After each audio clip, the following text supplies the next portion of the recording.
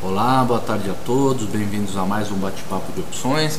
Aqui quem está falando é o Luiz Fernando Roxo, eu sou o responsável pela área de opções do Banif Invest. E você está começando hoje, quinta-feira, dia 30/8, um bate-papo sobre opções avançado. A gente tem a turma de sempre, né? Participando do bate-papo, sempre enriquecendo. Então, quem quiser pode deixar sua pergunta, pode fazer um comentário, pode dar alguma informação, algum conselho. Fique à vontade, o canal é aberto e a gente vai começar a falar um pouquinho sobre as opções. Acho que o interessante, assim, a notícia da semana para a gente pensar sobre o assunto e também para a gente levar em consideração é a alternância, né, a mudança de comportamento entre Petrobras e Vale, né? A Vale do Rio Doce passou meses aí, talvez desde junho, desde aquela última queda lá em maio, junho, até agora com a volatilidade caindo, a volatilidade estava super em baixa e agora a volatilidade da Vale subiu, né? O papel está caindo, está variando, a culpa é da variação do preço do minério de ferro. O minério de ferro estava custando até 4, 5 semanas atrás acima de 115 dólares, eu não sei se é tonelada aquilo, eu não sei exatamente qual é a medida, mas agora está abaixo dos 90 dólares e dos 90 não, dos 100 dólares, e isso tem trazido bastante volatilidade para o preço do papel, uma vez que o principal negócio da Vale é o minério de ferro e ela é altamente dependente da variação do preço do minério de ferro, o que fez muito bem para ela de 99 até 2011, quando a demanda e o preço do minério de ferro subiram de maneira exponencial, o que a beneficiou, fazendo com que ela subisse talvez 5 ou 10 vezes o preço que ela custava lá em 99, agora está fazendo com que ela caia. Não tem muito jeito, né? O vento que venta para um lado, venta para o outro também. O que vale para o Chico vale para o Francisco, como a gente fala no mercado. Uma outra coisa, gente, a Petrobras, que era, né, a empresa mais volátil e das duas aqui dava mais dor de cabeça com medida especial, encontro de reserva, que na verdade não é uma reserva nova, é notícia reaquecida, que faz com que o mercado suba, depois caia. Agora o papel está calmo, né? A volatilidade está aí na faixa dos 30%, talvez até um pouco menos, abaixo da volatilidade da Vale. E uma coisa interessante que era o papel ser muito dependente da variação do preço do petróleo, principalmente o papel subia quando o petróleo subia, agora inverteu esse movimento, porque a Dilma não quer subir o preço da gasolina para não aumentar a inflação, e isso está comprometendo o resultado de Petro quando o petróleo sobe, ou melhorando o preço de Petro, né, quando o petróleo cai. E então a gente está com uma correlação meio negativa com as commodities, e aí você está vendo que quando as commodities sobem, a gente tem uma queda na Petro, uma alta na Vale.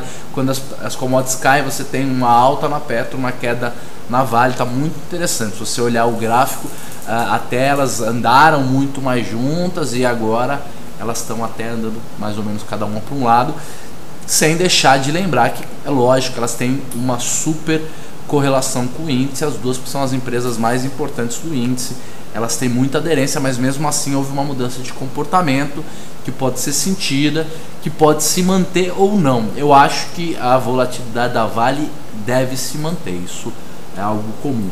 Não acho que a queda na volatilidade da Petro seja algo que tende a se manter durante muito tempo, uma vez que ela é uma produtora de commodities e, né, essas empresas cíclicas são naturalmente mais voláteis, dependem muito das expectativas macroeconômicas. Então, quando você tem uma semana de economia boa, vai tudo bem. Quando você tem uma semana de economia ruim, vai mal, e às vezes é o contrário. Quando o dólar sobe, ela sobe. E o fato é que elas oscilam muito de acordo com a variação das commodities, e infelizmente a OGX também.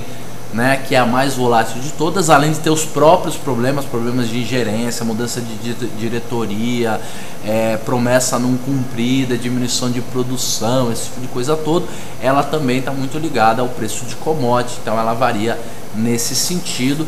Tudo isso é um super cadeirão de volatilidade, né, e deve se manter aí aquecido pelo menos por mais algum tempo, porque é da natureza desse tipo de negócio que é altamente dependente de commodities e tudo mais. Gente, vamos ver se tem alguma pergunta. Se não tiver, a gente já passa. Não temos nenhuma pergunta, então vamos passar para a planilha. Estou mudando aqui, vamos ver a planilha.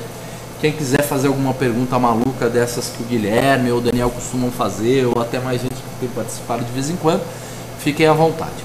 A Petro estava trabalhando perto do fechamento na faixa de mais ou menos R$21. A Petro I18 está 3,30. Temos que lembrar, antes de começar a falar das opções especificamente que nós mudamos a taxa de juros. Se a sua planilha, a planilha que você está usando aí não é aquela planilha, você não baixou, é uma planilha que já tem alguns dias, você tem que mudar a taxa de juros. Você não precisa mudar direto na planilha em cada uma delas. Você pode ir direto nessa planilha chamada Data, onde tem a planilha Data, você vai aqui em cima onde está escrito a Selic e muda a taxa de juros na mão. E aí todas as taxas de juros mudam. Faltam 11 dias para o vencimento da Petro I, é a opção que a gente vai observar agora. O vencimento dela é 17 de setembro. A gente tem um final de semana, aí um feriado aí no meio do caminho, por isso que são 11 dias, não são 12. Para o vencimento J, que é o vencimento de outubro, a gente ainda tem 30 dias úteis, cai no dia 15 de outubro o vencimento. E temos também o vencimento K, que vamos olhar daqui a pouquinho na aba dele. A Petro I18, então, trabalhando na faixa de 3,30. Ela está com uma volatilidade muito desajustada, significa que esse preço não é um preço adequado, ele está acima do que deveria custar. Essa opção deveria estar com uns 42, 43 de vol, e significa que ela deveria estar custando, sei lá, uns 3,10. Deixa eu ver se é isso.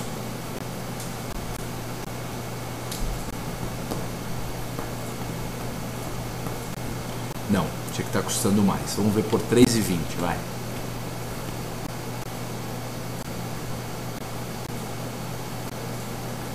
Também não, é 3,25.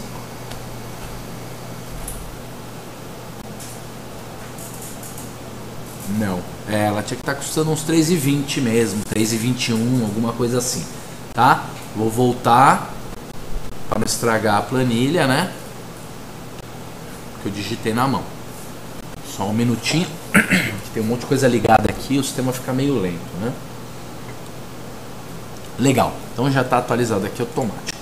Petro I19, a Petro I19 ela tinha que estar custando, ela está 2,16, a volatilidade na faixa dos 39%, é um nível de volatilidade adequado, então ela está no preço, né? Lembrando que quanto mais dentro do dinheiro ou mais fora do dinheiro, né? Nas pontas, a gente tem uma inclinação da volatilidade.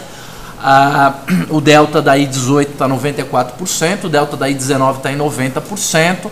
A gente tem uma queda do delta que vai para 80%, depois tem a I21 que está com 55%, a opção no dinheiro, né? Para mostrar aquela opção no dinheiro, vamos apertar aquele botão que a gente aumenta o número de informações aqui. Fazendo fogueira aí, tem? Então tá bom, vamos lá. VI de 3,19, 11 centavos de VE e uma taxa de 0,62 é o que está pagando a Petro I18, tá certo? 51% de volatilidade, mesmo assim uma taxa de apenas 1,19 no período e uma proteção de 15,7. Eu acho que não daria para a gente conseguir vender essa opção custando 3,30. Acho que no máximo que daria para vender era 2,25, 2,24, 2,26, uma coisa assim. Então seria uma taxa menor. A Petro I19 ela está justinha, essa taxa de 42 é bem justa para ela, uma proteção de 10,28. Você tem a Petro I20, está custando 1,42, ela é de 19,83, o papel está 21, ela é 1,18, 1,20 mais ou menos dentro da grana. 35% de volatilidade, a Petro I20, e a taxa dela ao mês 2,25. A taxa é 1,17 no período, porque só faltam 11 dias úteis, né? Então, se você elevar por 1 sobre 11, depois elevar por 20, você descobre que uma taxa de 1,17 no período vira uma taxa de 2,25 ao mês. É só um tratamento matemático para deixar todo mundo com a mesma cara. Petro I21, 0,58 centavos de prêmio, 21 centavos de spread. De fato, essa é a opção absolutamente no dinheiro, por isso que ela tem um delta levemente acima de 50%, como diz a teoria. 30,65 é a vol dela, não é a vol mais amassada de todas, a mais amassada de todas é a Petro I22, a primeira opção fora da grana. É a opção do game, né? Aquela que o pessoal amassou a vol, é aquela que tem o preço mais justo, mais baixo. Ela está com delta de 29% e ela pagaria uma taxa de 9,75 no período, uma vez que você compre o papel, venda a opção Petro I21 e que o papel suba e dê exercício na opção Petro I22 a 21,83. Então o mercado tem que subir uns 80 centavos para um papel que custa R$21, está 3,80, quase 4% de alta. Então, para você ganhar os 9% que você poderia ganhar, esse papel teria que subir dos 21 que ele está agora para dar exercício acima de 21,80. E aí você teria uma taxa no período de 9,57, o que dá 4,90 no período, né? E 9,57 ao mês, desculpa. Petro I23 está 6 centavos, já está se aproximando do pozinho. A I23 tem preço de exercício 22,83, volatilidade na faixa de 29,14. Ela tem 10% de delta, 13% de gama. Significa que se o mercado for agora de 21 para 22, ela subiria provavelmente 10 centavos do delta, mais metade do gama, mais uns 7 centavos, mais ou menos ela subiria uns 17 centavos. Então ela é uma opção extremamente explosiva. Ela em R$1 de alta do papel, ela sobe de 6 centavos para 22 centavos. Ela triplica ou quadriplica de preço, mas, e por isso mesmo, ela tem 1 centavo de teto. Ela vai perder 1 centavo todos os dias, até mais ou menos faltando 2, 3 dias. Depois ela cai um pouco menos, porque vai ter pouco valor residual, quase nenhum, né? A Petro I24 já é pó, já está custando 1 centavo. E essa é a opção que a gente escolheria essa semana para fazer a nossa terceira compra do pozinho. Semana que vem não tem compra nenhuma, ou se você jogou toda a sua divisão dos lotes, de 2, 3, 4 lotes, dependendo de quanta grana você tem, para fazer a estratégia da compra do pozinho, você ainda talvez tenha uma compra para a semana final. Não sei se vai ser na I23 ou na I24, vai depender do que acontecer com o mercado.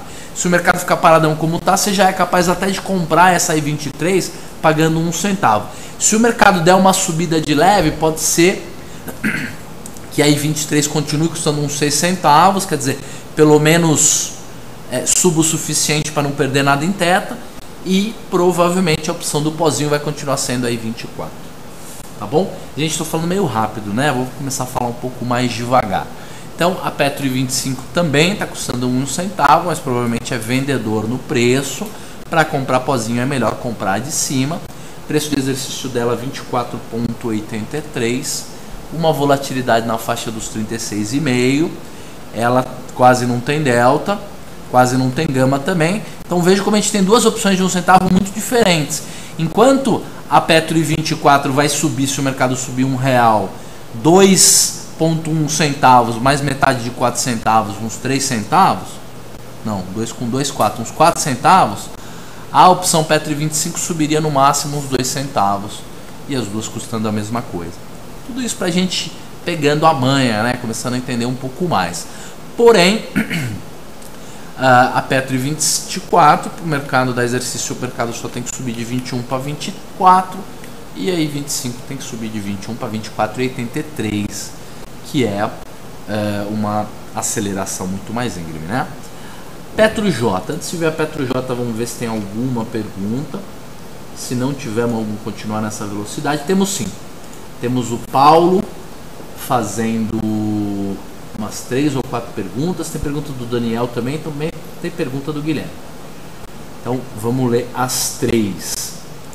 Vou mostrar minha cara não, senão fica. O Daniel está dizendo o seguinte: Roxo, uma pergunta sobre manejo de risco.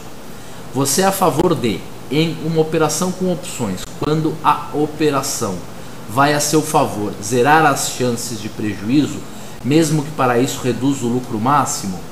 Daniel, definitivamente sou favorável. É muito semelhante com o que a gente chama de múltiplos lotes, né? Trabalhar com múltiplos lotes.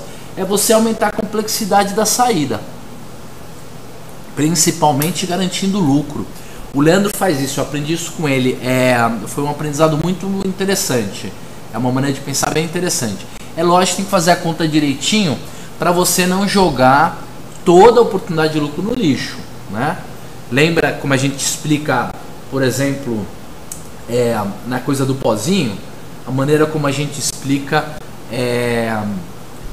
a opção subindo e a gente fazendo lá, descascando, né? Tirando, descascando como se fosse uma cebola, que a opção vai de 1 centavo para 10, você vende 10% do que você tem, depois vai para 20 mais 10% do que sobrou. É alguma coisa parecida, usando uma matemática que faça o empate aí do resultado na primeira alta que o mercado tiver, ou na primeira baixa, dependendo da direção da estratégia. Espero que tenha sido essa a resposta que você estava esperando, alguma coisa parecida. O Paulo HMG diz assim: boa tarde, Roxo e todos. Falamos muito de operação calendário e fiquei com dúvida com relação ao risco dessa operação. É somente a diferença de volatilidade das opções? A diferença de vencimento não expõe um risco de delta e gama? Paulo HMG também continua que é o seguinte: com relação à sua ideia de, ao invés de somente fazer um lançamento coberto, fazer uma trave baixa, pensei, por que não meia borboleta? Tipo, 1 kg de Petro 4, aí você vende 2 kg de Petro e 22 e compra 1 kg de Petro e 23.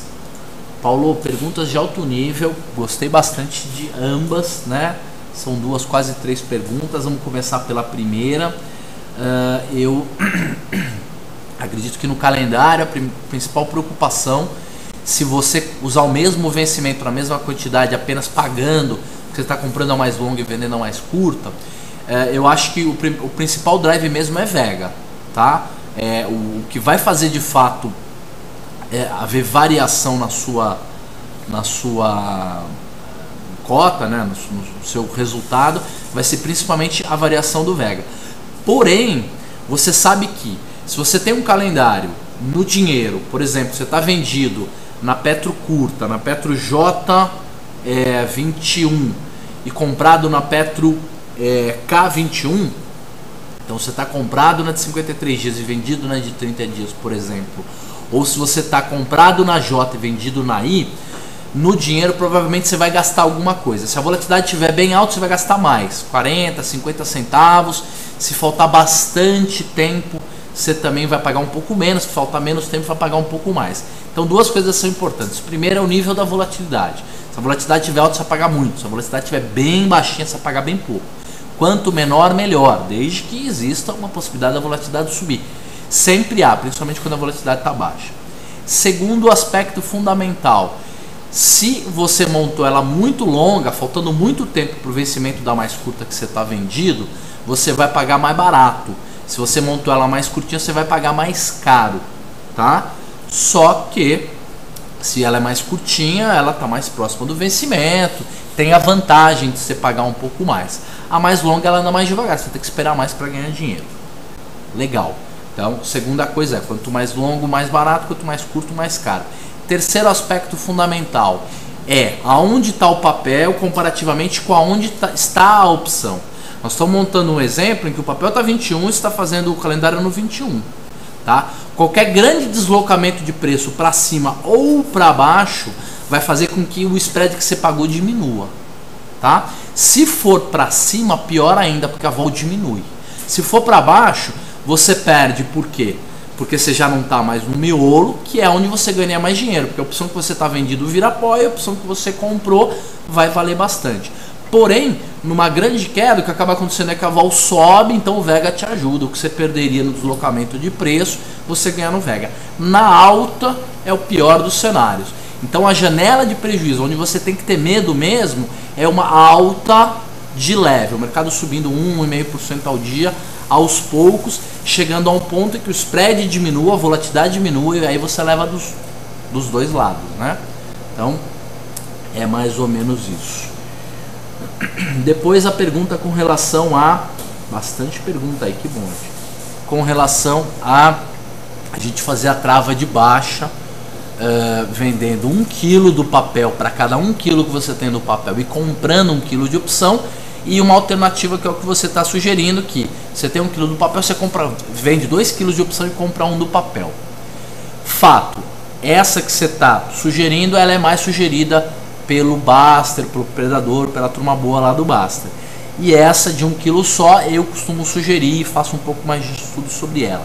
São muito semelhantes. O problema é que se você vende 2 kg e compra 1, em algum momento na alta você pode chegar até a não perder grana, mas neutralizar todo o ganho possível que você teria. Então você tem que colocar rolagem, acompanhar a delta, fazer algum tipo de plano B, que no caso de fazer 1 kg para 1 kg é muito mais simples, né? Então é mais para manter uma certa simplicidade e uma certa simetria. 1 para 2 para 1 deixa a cabeça tudo muito mais confusa e você não faz aquilo que é o mais importante, que é deixar o papel livre para oscilar enquanto a trava uma opção segura a outra. Tá bom? Mas também é uma boa alternativa, principalmente se você espera que o mercado fique parado ou caia. Vender 2 kg muitas vezes é melhor do que 1. Não vou nem te dizer qual que é melhor. O melhor é aquele que você conhece mais, sente mais confiança.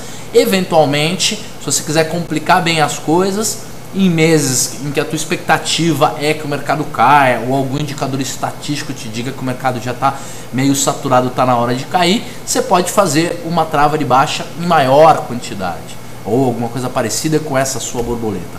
E em períodos em que você acredita que o mercado já caiu bastante, que agora, sei lá, fechou fora da banda de Bollinger, chegou no suporte, parou, alguma coisa assim, aí você pode fazer o que? Você pode fazer a quantidade menor, faz 1 para 1, porque aí se o mercado subir, fica muito mais fácil a rolagem. Então, gente, a criatividade não tem limite, dá para fazer um monte de coisa. O mais importante, eu estava conversando isso com um monte de gente hoje, comecei conversando sobre isso com o Márcio às 8h30 da manhã e acabei com o TG aqui conversando sobre o mesmo assunto num café que a gente tomou agora há pouco, que é como a execução do plano é importante, tão ou mais importante quanto o plano, né? E planos mais simples são mais fáceis de executar do que os planos mais complexos, que tem um monte de passos e tal. Eu sei que, obviamente, todo mundo que está me assistindo é um bando de tarado quantitativo, que gosta de controle, como a gente gosta, e se acha, como de fato é, muito capacitado para fazer esses controles, e tudo é muito divertido. Mas o aumento da complexidade sem o aumento do domínio leva a aumento de risco, tem que tomar muito cuidado. Você só pode aumentar a complexidade passo por passo, é um tijolinho de casa da vez, senão a casa não fica em pé. Então, esse tipo de solução mais complexa, ele tem que evoluir junto com a sua capacidade. Aí cada um avalia a própria capacidade e avalia o quanto é capaz de montar coisas complexas ou coisas menos complexas, né? Acho que era mais ou menos isso. Vou tirar minha cara, que vocês já viram muito a minha cara. Depois a gente tem a pergunta do Guilherme. O Guilherme diz assim: Roxo, existe série histórica de volatilidade implícita? Fantástica a sua pergunta, como sempre. Ela subiu por conta do Bernanke amanhã? Existe uma série para ADRs? Caso sim, eles seriam válidas para usarmos como base para as opções daqui? E o Guilherme está dizendo que acha que o Gama é mais importante que a Vol no calendário de 1 para 1. Então, vou explicar o que o Guilherme afirmou no final e depois vou falar sobre a pergunta dele. Ele está dizendo que ele acha que esse aspecto do papel está aqui e o calendário está aqui e a variação do papel dá uma bagunçada no calendário é mais importante do que a volatilidade. Então, tudo tem que levar em consideração, né? O foco dele foi um pouco mais no Gama e o meu foco um pouco mais no Vega. Tudo é importante, sem dúvida, né? Eu assisti um filme Tim essa semana, mas a gente está aprendendo sobre filosofia oriental porque a gente está querendo fazer uns textos, e o filme que eu assisti era Velozes e Furiosos em Tóquio. E aí no meio daquele monte de aventura um cara dizia o seguinte, um japonês lá, muito sábio, dizia o seguinte: por conta do prego caiu a ferradura do cavalo. Por conta de caiu a ferradura do cavalo, o cavalo machucou o pé. Por conta do cavalo que machucou o pé, o cara não conseguiu levar a mensagem. Por conta que o cara não conseguiu levar a mensagem, eles perderam a guerra. Então, gente, às vezes um prego faz você perder a guerra. Então é muito importante se ater aos detalhes. Esse aspecto do Gama realmente, o Guilherme tem toda a razão, é extremamente importante. A solução que eu imagino, Guilherme, fica de olho nisso, que agora pode ser que ajude. Você montar, olha a complexidade, tá? Tem que começar no simples, depois partir para uma coisa dessa. Você tem que montar uma série de calendários para que você não tenha uma janela, para que todos os calendários você tenha um calendário montado em que no vencimento ele seja a opção da vez, que ele esteja exatamente no dinheiro, então ele maximiza o retorno de todos os outros calendários. Qual que é a ideia? Você pode, o calendário do dinheiro, esse daí que a gente está falando, ele é o mais caro. Então você monta esse que é mais caro, que custa 30, 35 centavos, e aí você aproveita e monta um calendário bem dentro da grana, tipo opção de 18 com 18 e um bem fora da grana, tipo um 26 com 26. A bem dentro da grana vai custar 2, 3 centavos, baratinho, 4, sei lá, 5, não sei quanto. E o bem fora da grana também vai custar uma mixaria, não vai custar quase nada. Então ao invés de você gastar 40 centavos e comprar só um calendário na grana, você gasta 50 ou 48 centavos e compra um na grana, um muito dentro e um muito fora. Porque aí se houver um grande deslocamento de preço, você não se ferra tanto no Gama. Gostou da ideia? O Guilherme tem mais um comentário e o Daniel também. O papo tá bem bacana hoje. O Daniel tá dizendo assim: Roxo, não seria então interessante uma palestra para as próximas semanas sobre o controle das operações? Eu não me sinto tão preparado nesse sentido quanto deveria, já que a gente fala muito pouco sobre isso. Olha, para o papo que eu tô montando lá para aquele congresso de opções, nós vamos dar 8 slides, 8 exemplos de conselhos operacionais.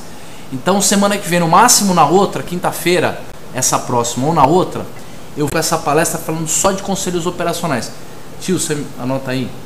Legal, você já anotou, a gente vai fazer essa palestra. Vou tentar fazer. Se sair a gente fala.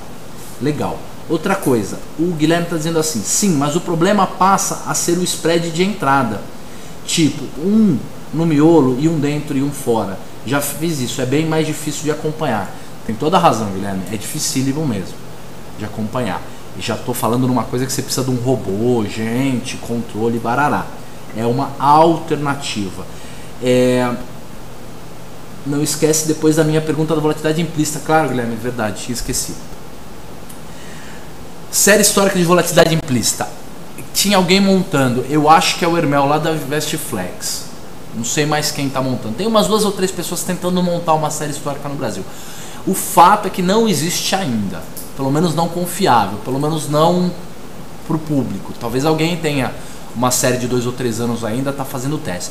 Eu, alguns anos atrás, tentei implementar uma coisa assim. Vou tentar implementar de novo se alguém não vender um serviço desse barato no futuro.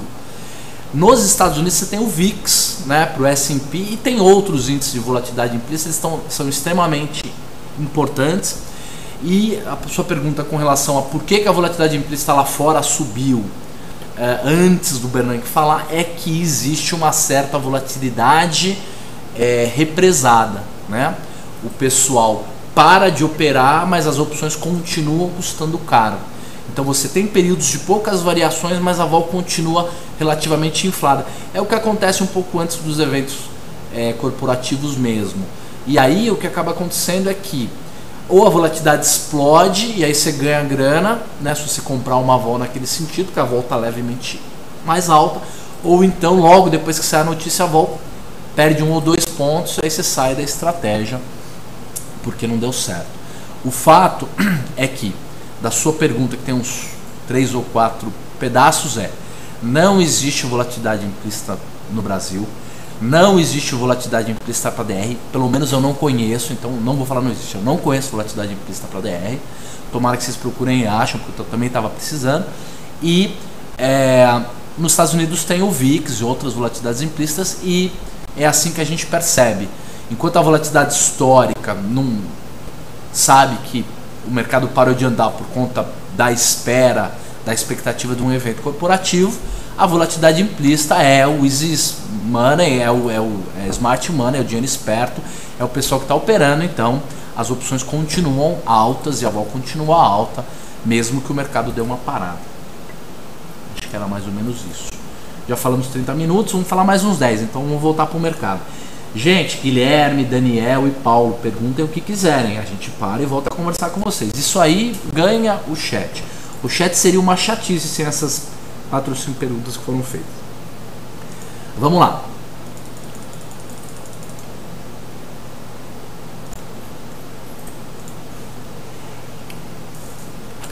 Petro J, vencimento com 30 dias úteis. A Petro J 18 está com 92% de delta e 35% de vol. A primeira comparação que a gente gosta é a vol das opções curtas, que é a Petro I, com a vol das opções longas, que é a Petro J.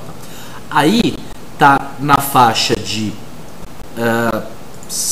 40 nas extremidades e 27 no miolo, e a J tá com 28,80 no miolo, na 27 no miolo e também 35 nas extremidades. Chegamos no ponto que também não é um ponto muito comum, que é quando a gente tem um empate das vols. As vols estão praticamente empatadas.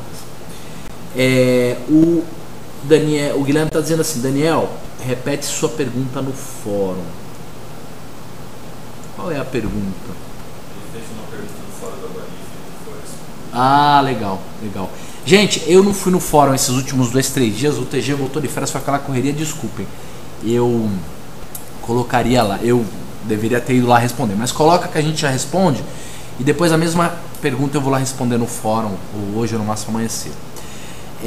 Petro J e Petro I então estão com volatilidades muito semelhantes. Vamos ver a Petro K, não, vamos ver os preços primeiro, depois a gente vai para Petro K. Petro J 18, 3,27, 35% de vol e uma taxa no período de 1%. Ó, não é aquele 1 e pouquinho, mas quem sabe daqui a alguns meses a gente vai estar achando isso bom, né? Taxa de juros hoje é 7,5 ao ano, né, gente? Petro J 19, 2,40. Deixa eu falar um pouco de taxa de juros, já que a gente vem, né? A taxa de juros começou a 12,5, está 7,5. Eu fiz uma brincadeira a minha vida inteira de economista. Eu sou economista desde os 20 e pouco, eu estou com 35. Então, a mesma brincadeira eu fiz a vida inteira, que era o seguinte: desde criança eu ouço dizer que a taxa de juros vai cair, não cai. Eu falei isso para todo mundo durante anos. Caiu, gente. Quem diria? A taxa de juros está 7,5% ao ano, a inflação está 5, 5,5%, 6%. Nós estamos com uma taxa de juros real de 1,5% ao ano. E aí, nego fica perguntando por que não entra mais dinheiro, né? Não tem taxa de juros real, né, gente? Acabou, não tem dinheiro novo, né? Pelo menos não para renda fixa. O que mais? Petro J 19, está 2,40, 33,85 de vol, 84 de delta. Ela está pagando uma taxa ao mês de mais ou menos 1,42 com uma proteção de 11,40. Petro J 20 a 1,73. Sabe o que a gente podia fazer também? Eu acho.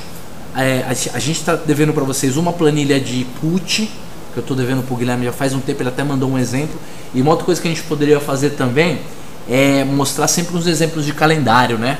Vou mostrar, vamos fazer daqui a pouquinho uma simulação de calendário de Petro J aí com de Petro J com I e de Petro K com J, e vamos ver dentro do dinheiro, no dinheiro, fora do dinheiro, para a gente ter uma ideia de como é que estão esses calendários. Petro J20, 1,73, 31,8 de vol, pagando uma taxa de 1,95 no período, uma proteção de 8,23. Petro J21, 96 centavos, a opção na grana, 29,75, delta levemente acima de 50%, quase 3 pontos, 3 pontos de delta acima da Petro I21. Por quê? Porque ela tem mais tempo de vida, consequentemente tem mais VE, consequentemente tem um preço maior, consequentemente tem um delta maior, tá certo? 2 pontos de delta maior da Petro J para Petro I. Tem mais 2 ou 3 comentários e perguntas lá da galera. Daqui a pouco eu já respondo. Taxa da Petro J21, 3,26 ao mês, 4,57 de proteção, uma relação de risco-retorno bem interessante, bem equitativa. Talvez valesse a pena algum tipo de estratégia aí. A Petro J22, 0,57, 28% de vol, 5% de taxa ao mês e proteção de 2,71. Aqui já há a inversão de risco-retorno e a gente tem as mais baratinhas. Vamos ver se tem alguma vaca legal para fazer. Olha, a Petro J24 está 10 centavos, Petro J25 6 centavos. 6 vezes 2, 12, menos 10, 2 centavos de lambuja. Só que ela não tem R$1 de distância, ela tem 71 centavos. Tem que fazer conta para ver se compensa. 0,24 menos 10 centavos. 10 vezes 2 dá 20, menos 24, você paga 4 centavos para montar. Não vale a pena. Vamos ver como é que está o calendário de Petro I com Petro J. Vamos ver no dinheiro, 21 com 21. Petro I 21, 58 centavos é a curta. A longa tá 96 centavos. 96 centavos para 58 centavos, 38 centavos. Então, o calendário de Petro I com J, que é o mais barato, é o mais caro, perdão, porque é o mais curto no dinheiro, é a coqueluche, é o mais caro de todos. Tá custando quanto? 39 centavos. 39, 36, uma coisa assim. 38, quase 40 centavos. Depois vamos ver uma fora da grana. Petro J24. Petro J24, 10 centavos. E 24, 1 centavo, custa 9 centavos para fazer. A 23 está custando 6 centavos na curta e 24 centavos na longa. Também está custando... Não, está custando mais. Está custando 20 centavos. Então custa 9 centavos para montar na J24 com a I24. E a dentro da grana pode ser a J18. A J18 está 3,27 e a I18 está 3,30. Dá para fazer de graça, teoricamente. Não dá para fazer de graça porque a gente já falou que essa opção está uns 5 ou 6 centavos mais cara do que deveria, porque a vol dela está 51%. Ela deveria estar custando uns 3,26. A J26 está custando 3,27. Vamos dizer que você paga uns 2 ou 3 centavos. Então com os 10, 11, no máximo 12 centavos a mais, você monta na grana, uma bem dentro e uma bem fora. Agora, como o Guilherme falou, para controlar isso, gente, é muito, muito difícil.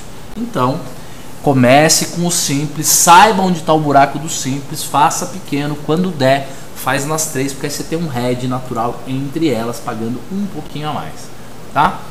Vamos ver como é que tá a longa, as duas longas, a J com a K. Petro J21 está custando 96, Petro K21, que é de 21 também, são todas justinhas, está custando 1,33. 1,33 menos 96 centavos, custa 33, mais 4, 37 centavos. A mesma coisa praticamente do que está custando a mais curta. Entre a mais curta e a mais longa, qual que é melhor? Não sei, pensem em vocês, a gente fala disso semana que vem. Petro J18 está 3,27, Petro K18 não está sem preço. Vamos na 19 então, vai. K19 1,88 e J19 2,40. Petro J19 2,40, Petro K19 1,88, errado. A J19 ela é de 19 mesmo, ela é mais curta e ela tá mais cara, 2,40.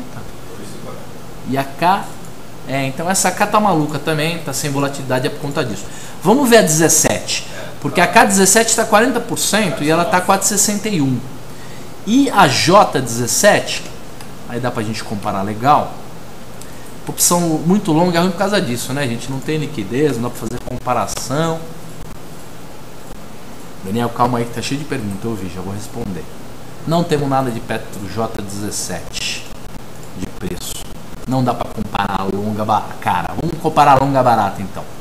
Petro J24 está 10 centavos, Petro K24 está 28 centavos. Você paga 18 centavos por isso. A J25 está 6 centavos e a K25 está custando...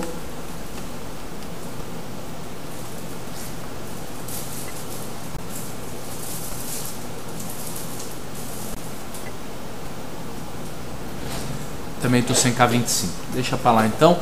Está custando para fazer a K24 com a J24, está custando quanto? 28 centavos com é 24 com 24, é isso? 28 centavos com 10 centavos, custa 18 centavos. Então a mais barata para fazer as duas pontas tá a curta, aí com a J, principalmente por causa da fora da grana. A fora da grana ela tá custando menos, né? Já dentro da grana a mais longa talvez seja vantajoso, não conseguimos ver isso. Vamos responder as perguntas então. A 23 tem? A 23, KJ 23 tem. Não, deixa, já fizemos. Vamos lá. Temos bastante comentário aqui. O Daniel está dizendo assim: Roxo, não seria então interessante uma palestra tal? Isso que nós já vimos. Aí eu falei: sim, mas o problema passa a ser o spread da entrada. Tipo, um no miolo, um dentro e um fora. Tá, isso aqui do Guilherme nós já falamos. Não esquece tal. Aí o Daniel tal da pergunta. Aí o Guilherme fala assim: 5 maior do mundo segundo o IG hoje. Taxa de juros ainda é uma das 5 maiores do mundo. O Guilherme tal. Aí o Daniel está dizendo assim: considerando que as opções no dinheiro são as que têm a menor volatilidade, Smile, como fazer uma operação onde a opção comprada tem a volatilidade menor do que a vendida e que se beneficia da queda da volatilidade? Em outras palavras, será que toda operação que se beneficia da passagem do tempo θ positivo e vega negativo precisa comprar a opção com volatilidade mais alta do que a opção da venda? Olha, a sua pergunta ela é uma pergunta complexa, tá? Eu vou primeiro falar do primeiro aspecto dela, que é quando você pergunta com relação a como fazer para a opção mais longas ter uma volatilidade mais baixa do que a mais curta. Normalmente é quando a volatilidade dá aquela subida e só a volatilidade da curta sobe, a da longa continua baixa. Foi o que aconteceu com a Vale, por exemplo, umas 2 semanas atrás. Aí você tem a opção longa com a vol mais baixa do que a opção mais curta. Naturalmente vai custar mais barato o spread. Alguns centavos, não é grande coisa, mas já é uma vantagem, já que esse tipo de trava ela faz a diferença nos centavos mesmo.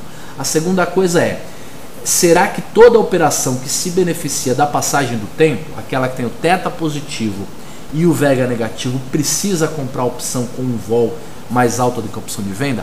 Veja o seguinte: se eu não me engano, esse calendário onde você tem uma vol, você está comprando uma opção mais longa com uma vol mais baixa, uma opção mais curta com uma vol mais alta, no mesmo vencimento, gastando para isso, se é na grana, você tem o seguinte: você tem o θ da mais curta maior do que o θ da mais longa.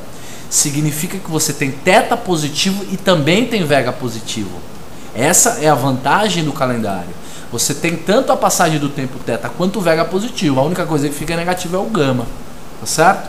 Então, na verdade, não é toda operação que tem gama negativo tem vega negativo, e nem toda operação que tem vega negativo, nem toda operação que tem θ negativo tem vega negativo, nem toda operação que tem vega positivo tem θ negativo. Você pode ter o caso, como é o caso do calendário, por isso que ele é uma operação especial, em que você tem tanto θ quanto vega positivos. Se eu falei alguma bobeira no meio, me desculpem, porque é muito tipo de explicação ao mesmo tempo.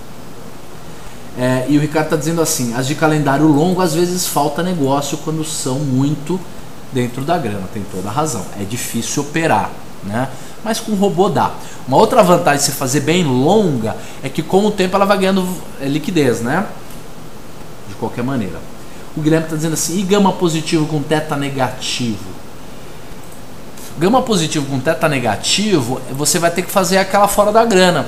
A fora da grana, o calendário bem fora da grana ou bem dentro da grana, você vai ver que ele tem θ negativo, porque se tudo ficar parado como está, ele converge para o zero.